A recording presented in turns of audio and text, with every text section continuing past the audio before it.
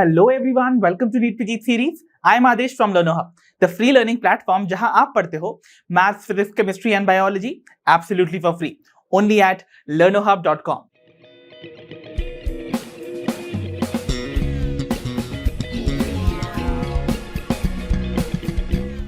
तो बच्चों, आज के सेशन में मैं आपके लिए लेकर आया हूं the previous year questions from the chapter biotechnology and its applications. तो बच्चों, पिछले 7 सालों में नीट एग्जाम में इस चैप्टर से कैसे क्वेश्चंस पूछे गए हैं, उन सभी को आज के सेशन में हम डिस्कस करेंगे in detail. So without wasting much of your precious time, let's get started.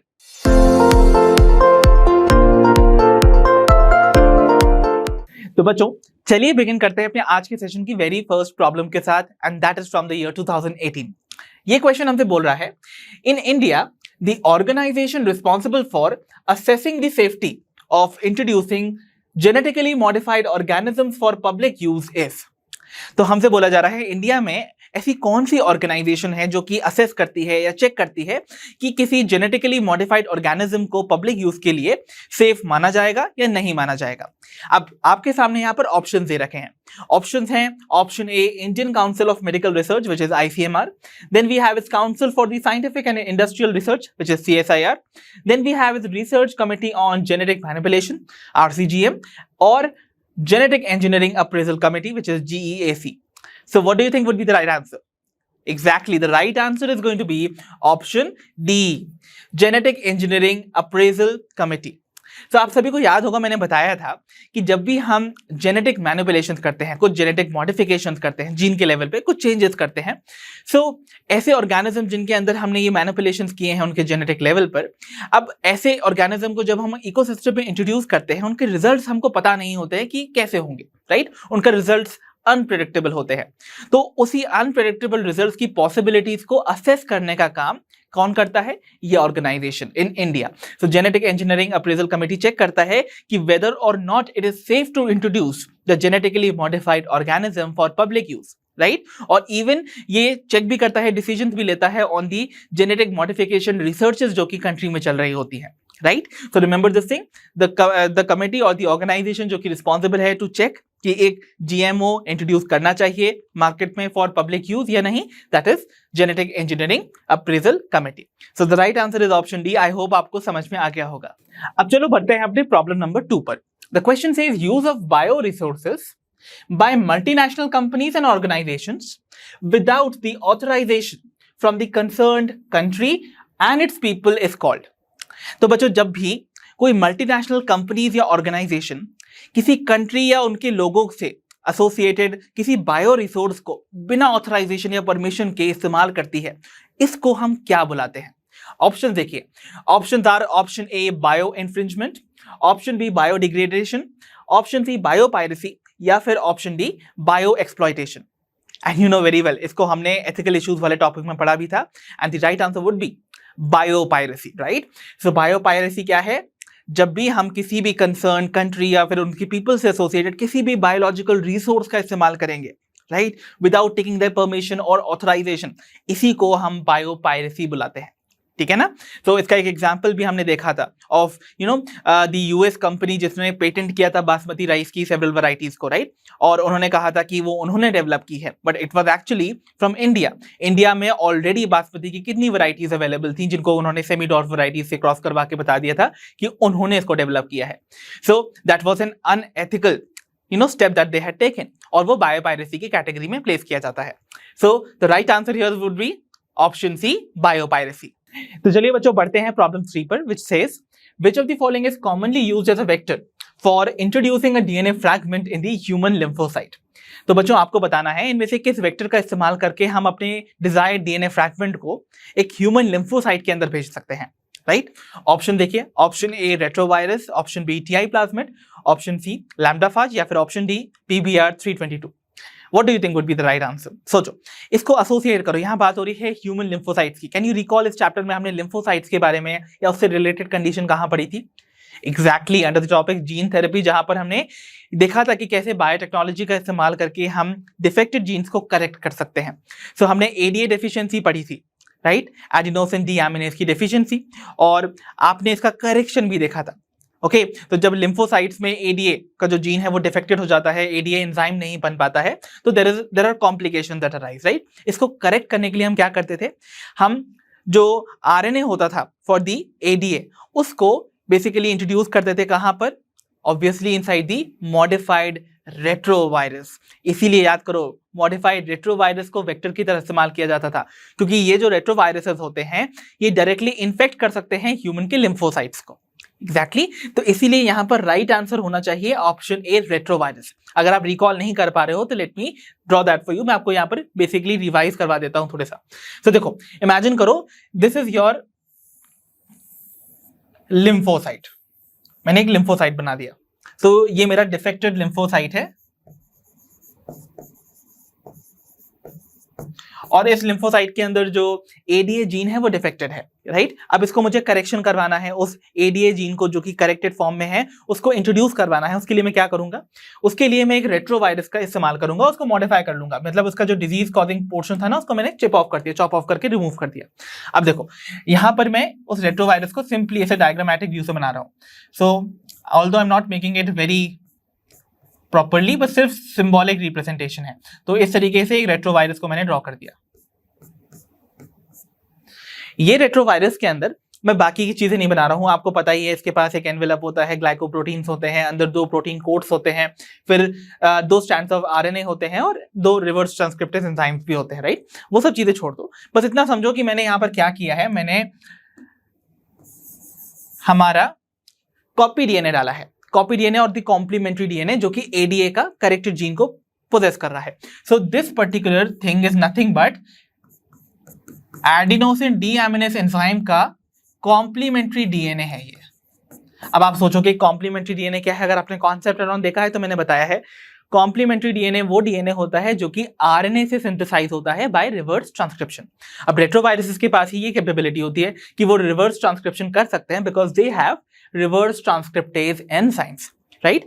तो एक आरएनए से जब आपका यहां पर डीएनए सिंथेसाइज होगा रिवर्स ट्रांसक्रिप्शन के through would be called cDNA और दी कॉम्प्लीमेंट्री या फिर कॉपी डीएनए, ठीक है, सी फॉर कॉपी या फिर कॉम्प्लीमेंट्री कुछ भी हो सकता है, और ये एडीए का ही कॉम्प्लीमेंट्री डीएनए है, राइट। तो इसके अंदर मतलब हमने इस मॉडिफाइड रेट्रोवायरस के अंदर अपना ये कॉम्प्लीमेंट्री डीएनए डाल दिया है, फाइन। अब now what is going to happen, you know very well, ये जब मॉडिफाइड रेट्रोवायरस है, इसको मैं मेंशन कर देता हूं that this is a modified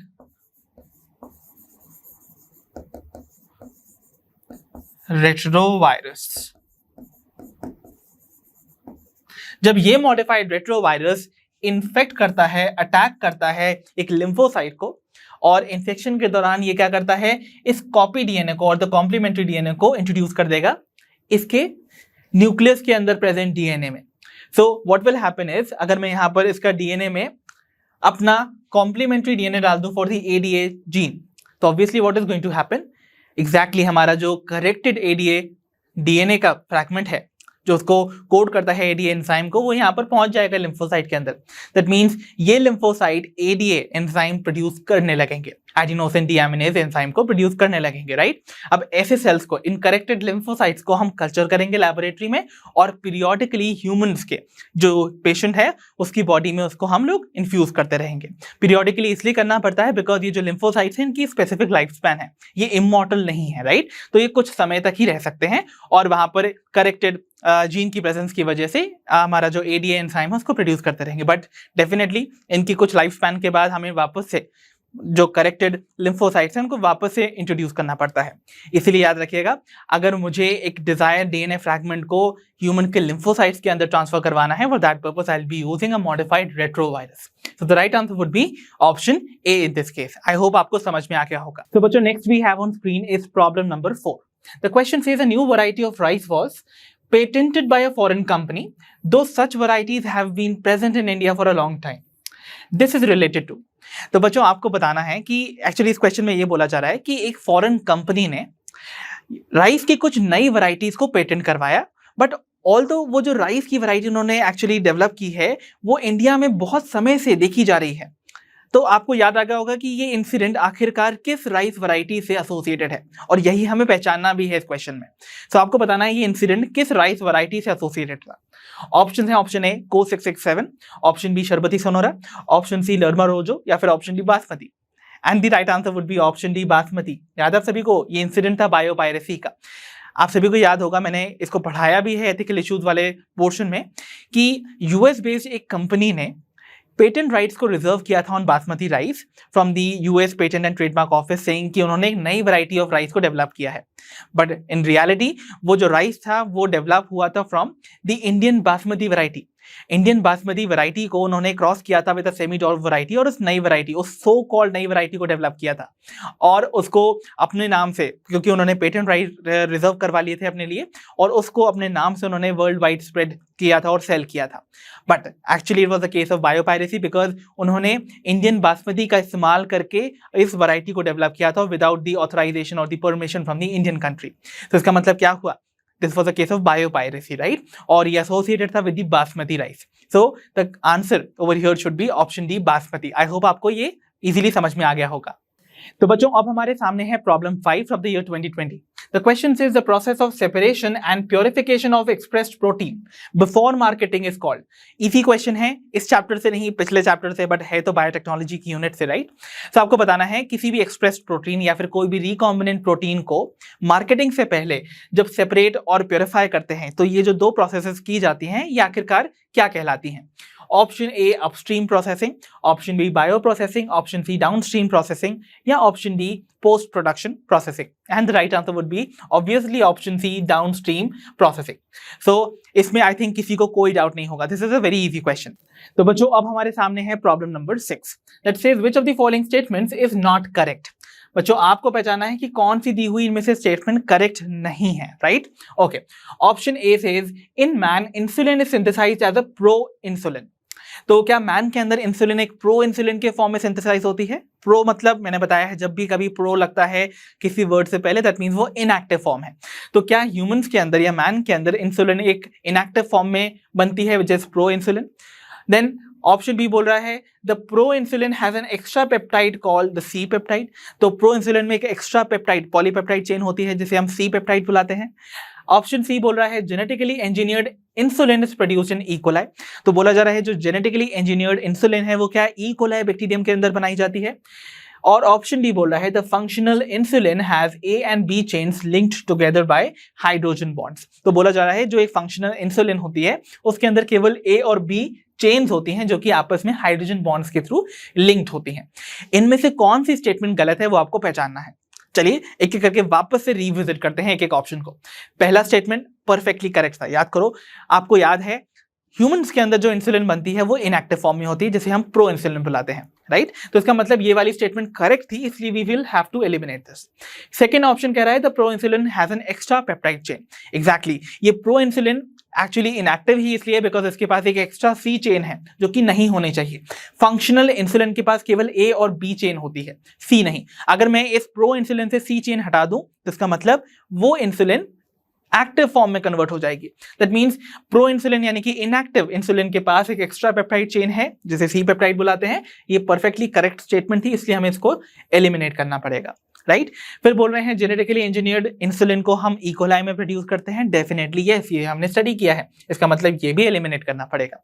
so the right answer would be option D. देखो जहां बोला जा रहा है कि फंक्शनल इंसुलिन के अंदर ए और बी चेन होते हैं linked together by hydrogen bond, which is wrong. Hydrogen bonds के थ्रू ए और बी चेन्स प्रेजेंट नहीं होती है, ज्वाइंट नहीं होती है, रादर वो यहां पर ज्वाइन होती हैं बाय डाइसल्फाइड बॉन्ड्स।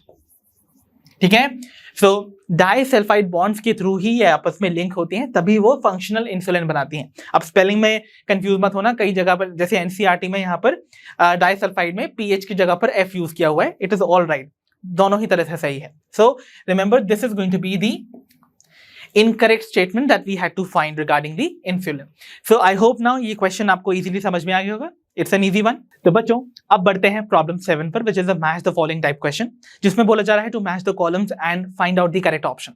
आपको यहाँ दो कॉलम्स दे रखे हैं जिनके आइटम्स को आपको मैच करना है, करेक्टली फाइंड करना है करेक्ट ऑप्शन को। Let's move on with the very first item in column 1। Column 1 में पहला आइटम है बीटी कॉटन। सो बीटी कॉटन आप सभी को याद होगा, ये एक पेस्ट रेजिस्टेंट प्लांट है जो हमने डेवलप किया है बायोटेक्नोलॉजी की मदद से, और इसके लिए रिस्पॉन्सिबल जो हमारा सोर्स होगा वो होगा bacillus thuringiensis, because obviously BT stands for bacillus thuringiensis।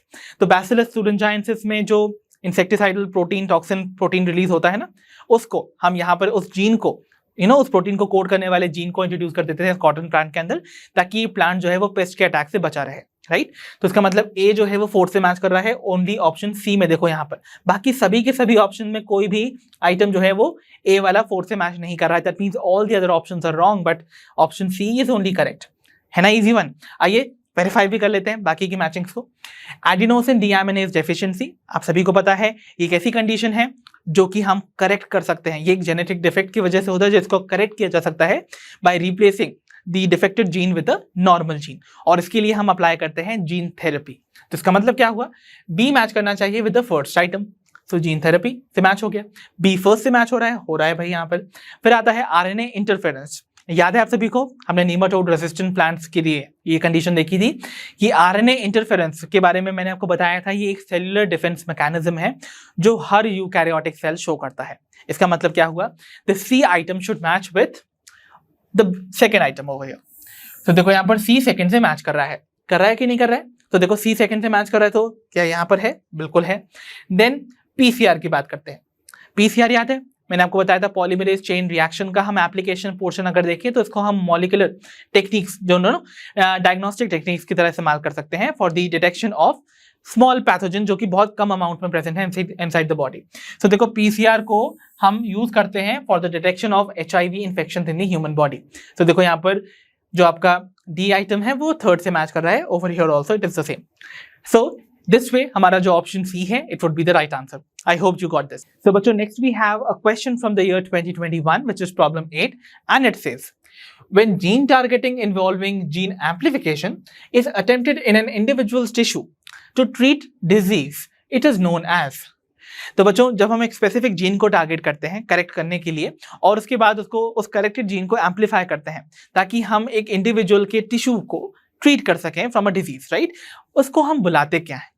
तो ऑप्शन है, option A safety testing, option B biopiracy, option C gene therapy, या फिर ऑप्शन डी मॉलिक्यूलर डायग्नोसिस। अब आपको पता ही किसी भी डिफेक्टेड जीन को टारगेट करके ठीक करना, उसको रिप्लेस करना फ्रॉम अ करेक्टेड जीन, और उसके करेक्टेड जीन को और भी ज्यादा मल्टीप्लाई करके एम्पलीफाई करना ताकि मेजॉरिटी सेल्स जो है वो करेक्ट जीन के साथ हों, ये सभी पार्ट होते हैं किसका, जीन थेरेपी का। So the right answer would be obviously option C gene therapy. तो बच्चों next we have on screen problem number 9।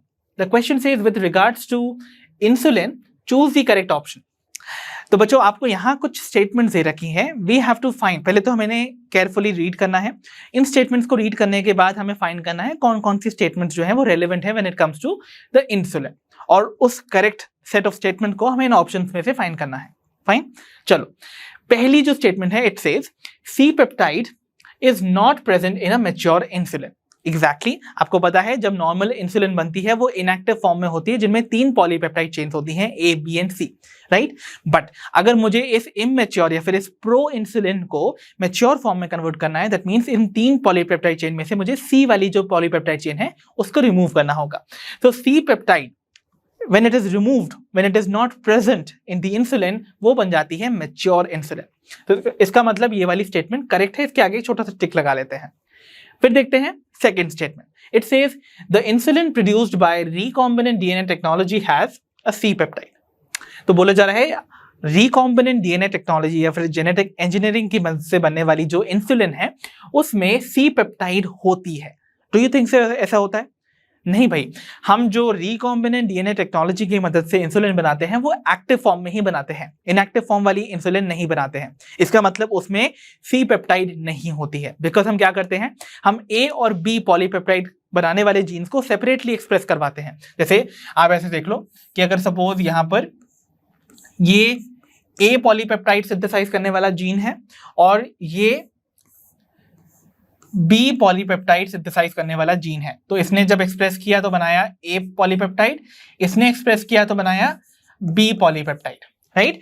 इन दो को सेपरेटली हम एक्सप्रेस करवाते हैं और उसके बाद इनको ज्वाइन करवा देते हैं, राइट। तो यहां पर याद रखिएगा जो रिकॉम्बिनेंट डीएनए टेक्नोलॉजी की मदद से बनने वाली इंसुलिन है उसमें आपको सी पेप्टाइड नहीं मिलती है, बट यहां पर बोला जा रहा है कि मिलती है, इसलिए ये एक रॉन्ग स्टेटमेंट है, इसके आगे हमें क्रॉस लगाना है। फिर बोला जा रहा है the pro insulin has a C peptide. So do you think so? एक प्रो इंसुलिन में सी पेप्टाइड होती है? डेफिनेटली। प्रो इंसुलिन मतलब होता है inactive form of the insulin, उसमें सी पेप्टाइड होती है। सो इसका मतलब क्या हुआ? ये एक करेक्ट स्टेटमेंट है, टिक लगा लेते हैं। Then we have the fourth one that says A peptide and B peptide of the insulin are interconnected by disulfide bonds.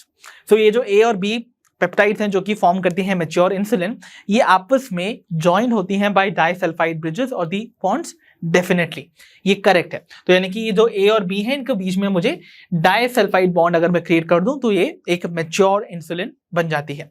So this is also a correct statement, इसके आगे भी टिक लगा लिया। तो कौन कौन सी स्टेटमेंट्स या फिर सेट ऑफ स्टेटमेंट्स करेक्ट है? देखो, we have the very first, then the third and the fourth. तो फर्स्ट, थर्ड एंड फोर्थ किस ऑप्शन में करेक्ट बताया जा रहा है? Only in option D. देखो, तो इसलिए हमारा जो राइट आंसर होगा वो होगा option D. I hope you got this one. तो बच्चों, next we have is problem 10 that says for effective treatment of the disease, early diagnosis and understanding its pathophysiology is very, very important.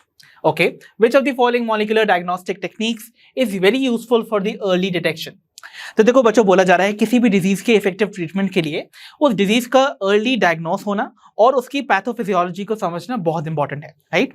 तो इनमें से कौन सी molecular diagnostic technique जो है वो हमें इनमें हेल्प करती है अर्ली डिटेक्शन में of the pathogen, right? Option देखिए, option A hybridisation technique, option B western blotting technique, option C southern blotting technique, या फिर option D ELISA technique. And you know very well, मैंने आपको बताया था जो अर्ली डायग्नोस्टिक टेक्निक्स हैं उनके लिए हम लोग इस्तेमाल करते हैं दी टेक्निक्स जो कि हमारे बायोटेक्नोलॉजी में इस्तेमाल होती है, लाइक एलाइसा हो गया, पीसीआर हो गया, या फिर रिकॉम्बिनेंट डीएनए टेक्नोलॉजी में इस्तेमाल होने वाले प्रोब्स का इस्तेमाल, राइट? तो इन सभी के थ्रू हम यहाँ पर टेक्निक को इस्तेमाल कर सकते हैं। So one of those technique जो कि हमें यहाँ पर मेंशन है इज एलाइसा। तो right answer would B ELISA, which is enzyme linked immunosorbent acid, जो कि वर्क करता है on the antigen antibody reaction जो कि बॉडी के अंदर अकर करती है। तो इस टेक्निक में या तो हम एक स्पेसिफिक एंटीजन को डिटेक्ट करते हैं या फिर उस स्पेसिफिक एंटीजन के अगेंस्ट बनने वाली एंटीबॉडी को एक ह्यूमन बॉडी के अंदर डिटेक्ट करते हैं। इन दोनों में से अगर किसी एक का भी डिटेक्शन हो जाता है, दैट मींस पर्सन के अंदर वो पैथोजन प्रेजेंट है, राइट? तो इसलिए वो अर्ली डिटेक्शन में हेल्प करता है। सो एलाइसा टेक्निक, आई होप आप सभी को समझ में आ गया होगा क्यों राइट आंसर है। तो बच्चों, बढ़ते हैं अपनी प्रॉब्लम 11 पर। That is from the year 2022, and the question says in the following palindromic base sequence of DNA, which one can be cut easily by particular restriction enzyme? तो बच्चों, आपको यहाँ पर कुछ पैलिंड्रोमिक बेस सीक्वेंसेस दे रखे हैं DNA का, और आपको बताना है कि इनमें से कौन सा वो स्पेसिफिक डीएनए सीक्वेंस है जो कि एक बहुत ही कॉमन पर्टिकुलर रेस्ट्रिक्शन एंजाइम के थ्रू इजीली कट किया जा सकता है। ऑप्शंस आपके सामने दे रखे हैं, राइट? अब बट सबसे पहले तो आपको यही वेरीफाई करना चाहिए कि क्या सारे के सारे जो ऑप्शंस में आपको सीक्वेंस दे रखे हैं वो पैलिंड्रोमिक है या नहीं। तो पैलिंड्रोमिक सीक्वेंसेस क्या होते थे, याद करो, मैंने आपको बताया था कि एक डायरेक्शन में रीड करने पे, फॉर एग्जांपल 5 प्राइम से 3 प्राइम डायरेक्शन में रीड करने पर आपको सेम सीक्वेंस मिलना चाहिए ऑफ द न्यूक्लियोटाइड्स, राइट? तो वो पैलिंड्रोमिक सीक्वेंसेस हुए। जैसे यहाँ देखो, 5 प्राइम से 3 प्राइम जब हम रीड कर रहे हैं तो सीक्वेंस है GATACT। सो GATACT, राइट? अब मैं अगर इसको 5 प्राइम से 3 प्राइम यहाँ वाला इसका जो कॉम्प्लीमेंट्री सीक्वेंस है इसको रीड करूं तो देखो यहाँ पर AGTATC हो रहा है। तो क्या आपको लगता है ये एक पैलिंड्रोमिक सीक्वेंस है? बिकॉज देखो, मैंने ओरिएंटेशन रीडिंग का वही रखा है 5 प्राइम से 3 प्राइम, बट देखो यहाँ पर पढ़ने में आ रहा है GATACT और यहाँ आ रहा है AGTATC। इसका मतलब ये एक पैलिंड्रोमिक सीक्वेंस नहीं है। पैलिंड्रोमिक सीक्वेंस को एक ही डायरेक्शन में रीड करने पर on both the different stands आपको सेम सीक्वेंस मिलता है। तो इसका मतलब ये एक रॉन्ग सीक्वेंस है, पैलिंड्रोमिक नहीं है। तो ऑब्वियसली रेस्ट्रिक्शन एंडोन्यूक्लियेसेस इसको आइडेंटिफाई नहीं कर पाएंगे। बी ऑप्शन देखो, यहां पर देखो 5 प्राइम से 3 प्राइम रीड करने पे आ रहा है GAATTC, ओके, और यहां 5 प्राइम से 3 प्राइम रीड करने पे GAATTC। देखो, ये एक करेक्ट पैलिंड्रोमिक सीक्वेंस है और आपको याद भी आ गया होगा ये किस रेस्ट्रिक्शन एंजाइम का रिकॉग्निशन सीक्वेंस है, EcoR1 का। इसका मतलब यही हमारा करेक्ट आंसर है, बट स्टिल वील वेरीफाई। देखो, 5 प्राइम से 3 प्राइम रीड करने पे CTC AGT और यहां पर 5 प्राइम से 3 प्राइम रीड करने पे ECT GAG। तो ये तो अलग हो गया ना, इसका मतलब ये पैलिंड्रोमिक नहीं है, गलत हो गया option. Then option D, 5 prime से 3 प्राइम रीड करने पे GTATTC और यहां पर देखो 5 प्राइम से 3 प्राइम रीड करने पर GAATAC, तो इसका मतलब अगेन ये भी पैलिंड्रोमिक नहीं है। तो एक नॉर्मल बच्चा जिसको ये भी नहीं पता है कि ये इक्वार1 का रिस्ट्रिक्शन साइट है, वो भी अगर पैलिंड्रोमिक सीक्वेंसेस क्या होते हैं उसको जानता है तो इजीली एलिमिनेट करके अपना राइट आंसर ढूंढ सकता है। So the right answer would be option B. तो बच्चों अब बढ़ते हैं अपनी प्रॉब्लम 12 पर, which says in gene therapy of adenosine deaminase that is ADA deficiency, the patient requires periodic infusion of the genetically engineered lymphocytes because। तो बच्चों देखो ये वही सवाल आ गया है जिसके बारे में मैंने आपको थोड़ी देर पहले बताया हुआ है। देखो यहाँ बोला जा रहा है एक पर्सन या एक पेशेंट जो ADA डेफिशिएंसी, एडिनोसिन डीएमिनेज की डेफिशिएंसी से सफर कर रहा है और उसको हम जीन थेरेपी से करेक्ट करने की कोशिश कर रहे हैं। तो एक ऐसे पेशेंट के अंदर मुझे पीरियोडिकली जो जेनेटिकली इंजीनियर्ड लिम्फोसाइट्स हैं जिनके अंदर मेरा प्रॉपर जो करेक्टेड जीन है फॉर ADA सिंथेसिस वो प्रेजेंट है, उसको मुझे रेगुलरली क्यों या पीरियोडिकली क्यों इन्फ्यूज करना पड़ता है। ऐसा क्यों नहीं है कि एक बार ही पेशेंट के अंदर वो जेनेटिकली इंजीनियर्ड लिम्फोसाइट्स को डालने पर वो लाइफ लॉन्ग उस पर्सन के अंदर ADA एंजाइम बनाते रहेंगे। अब ये सवाल का जवाब मैं ऑलरेडी आपको दे चुका हूं। आपको इसका करेक्ट रीजन फाइंड करना है from these options given below. पहला ऑप्शन कह रहा है retroviral vector is introduced into these lymphocytes. तो क्या लिम्फोसाइट्स के अंदर रेट्रोवायरल वेक्टर हम इंट्रोड्यूस करते हैं, इस वजह से मुझे बार बार जो है अपने जेनेटिकली इंजीनियर्ड लिम्फोसाइट्स को इंट्रोड्यूस करना पड़ेगा, इन्फ्यूज करना पड़ेगा ह्यूमन बॉडी के अंदर। क्या ऑप्शन बी के अकॉर्डिंग जीन जो आइसोलेट होता है from the marrow cell producing ADA is introduced into the cells at embryonic stages. तो क्या हम जो जीन ADA सिंथेसिस का है उसको एम्ब्रायोनिक स्टेजेस में डाल देते हैं, इस वजह मतलब एक चाइल्ड के एम्ब्रायोनिक स्टेजेस में डालते हैं इसलिए इसको बार बार हमें रिप्लेस करना होता है।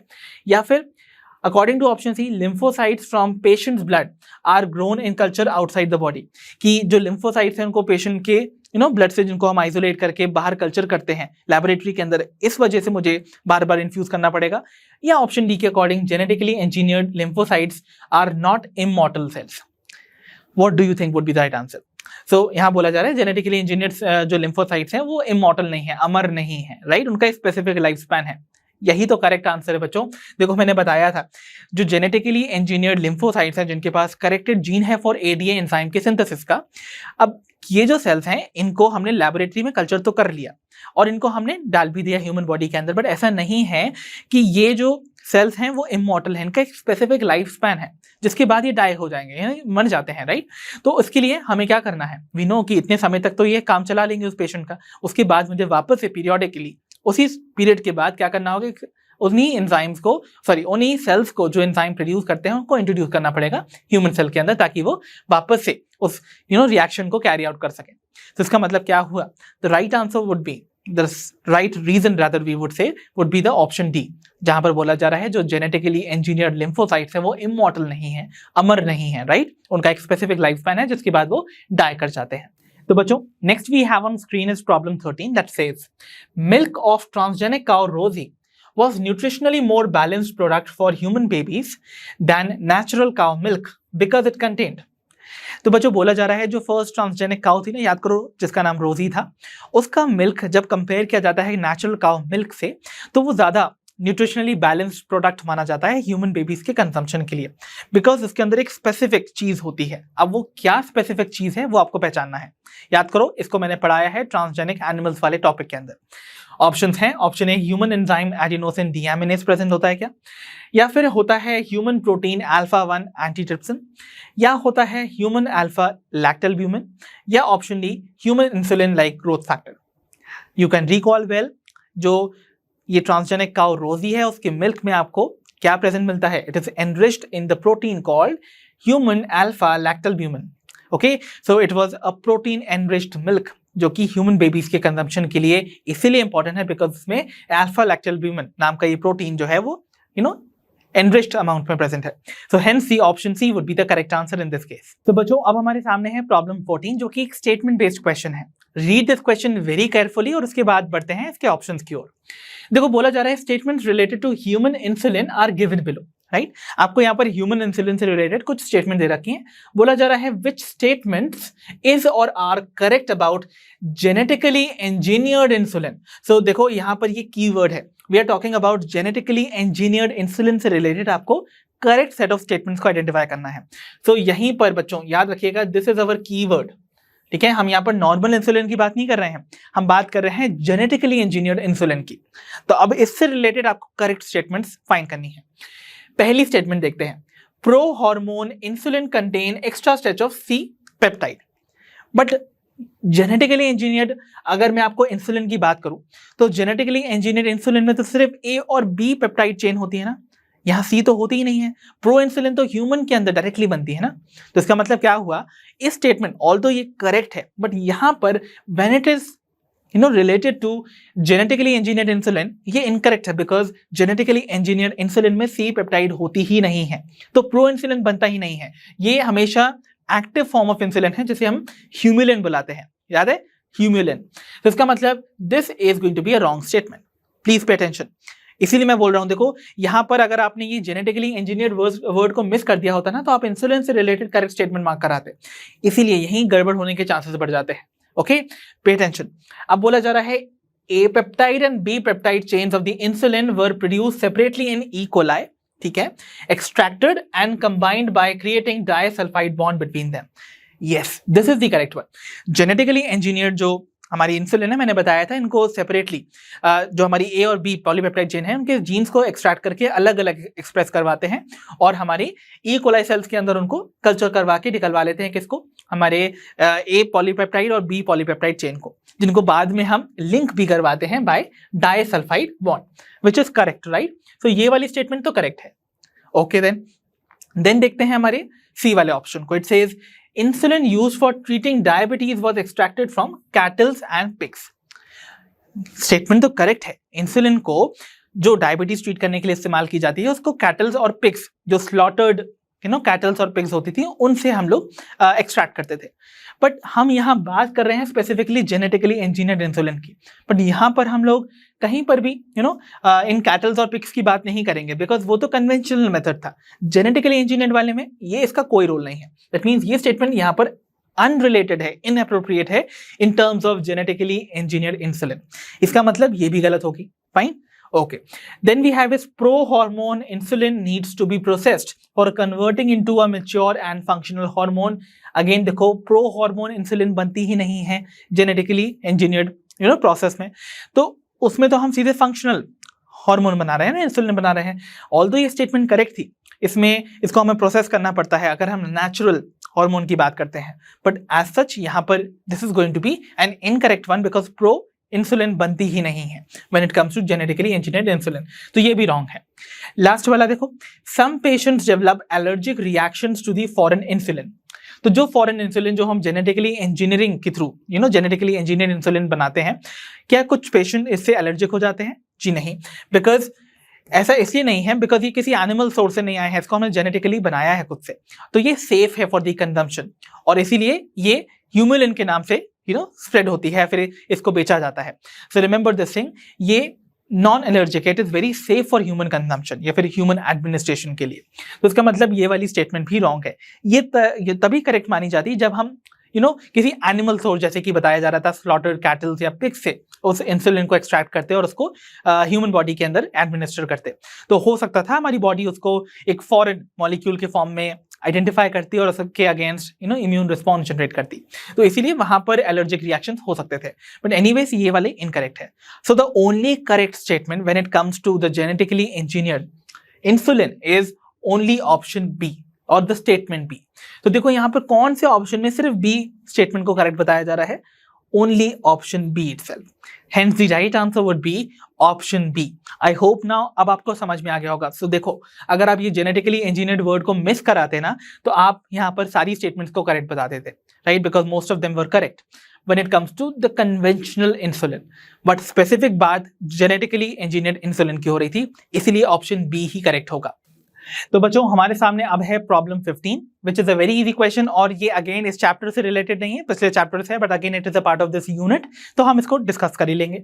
देखो, बोला जा रहा है in gene gun method used to introduce alien DNA into host cells, microparticles of dash metal are used. Very easy question. एक vectorless method आप सभी जानते हो ना, जीन गन मेथड जैसे बुलाते हैं, उसमें हम एक एलियन डीएनए को किसी भी होस्ट सेल के अंदर जब डालते हैं, तो हम यहाँ पर माइक्रो पार्टिकल्स यूज करते हैं किन्हीं मेटल्स के। कौन से हैं वो मेटल्स, वो आपको फाइंड करने हैं, बहुत ईजी। ऑप्शन हैं, option A zinc, option B tungsten और गोल्ड, ऑप्शन सी सिल्वर या फिर option D copper, and the right answer would be tungsten और गोल्ड। याद है ना, टंगस्टन और गोल्ड के जो माइन्यूट पार्टिकल्स हैं अराउंड 1 to 2 माइक्रोन्स के जिनका डायमीटर होता है, उन पे हम अपने रिकॉम्बिनेंट डीएनए को कोट करवा देते हैं और उसको बम्बार्ड करते हैं ओवर दी होस्ट सेल। सो उसमें टंगस्टन एंड गोल्ड के पार्टिकल्स का इस्तेमाल होता है। So remember the right answer would be option be in this case. तो बच्चों अब हमारे सामने है problem number 16 from the year 2023। The question says main steps in the formation of recombinant DNA are given below.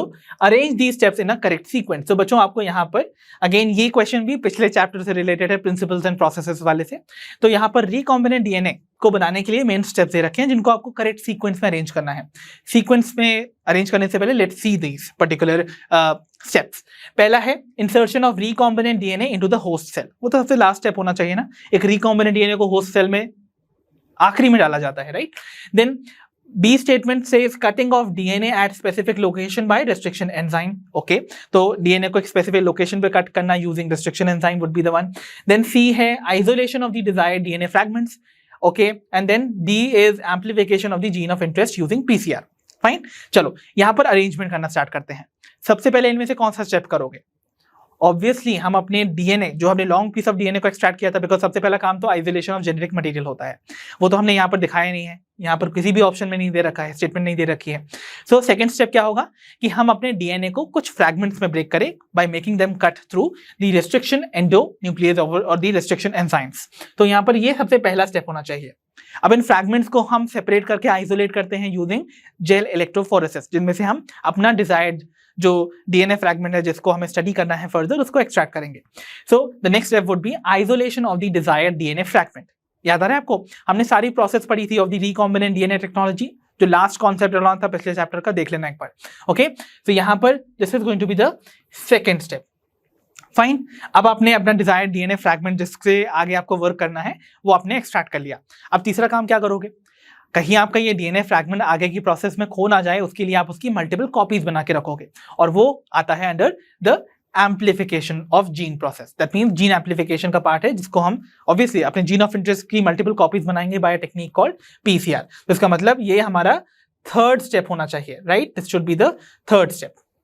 And finally आगे के step में आपको पता है हमारा जो रिकॉम्बिनेंट डीएनए है, यहाँ पर कुछ स्टेप बीच का मिसिंग है कि हमने इंसर्ट करवाया अपने डिजायर्ड जीन को इनटू द वेक्टर, और वेक्टर को ना अपने रिकॉम्बिनेंट डीएनए को, जो हमारा रिकॉम्बिनेंट वेक्टर है, उसको इंसर्ट करेंगे होस्ट सेल के अंदर। तो this should be the fourth step. तो सबसे पहले हमारा क्या आना चाहिए? The B1, right? बी के बाद आना चाहिए सी स्टेटमेंट, देन आना चाहिए हमारा डी एंड देन ए। तो BCDA would be the correct sequence. Let's see किस ऑप्शन में करेक्ट है। सो BCDA हमारा कहां पर करेक्ट है?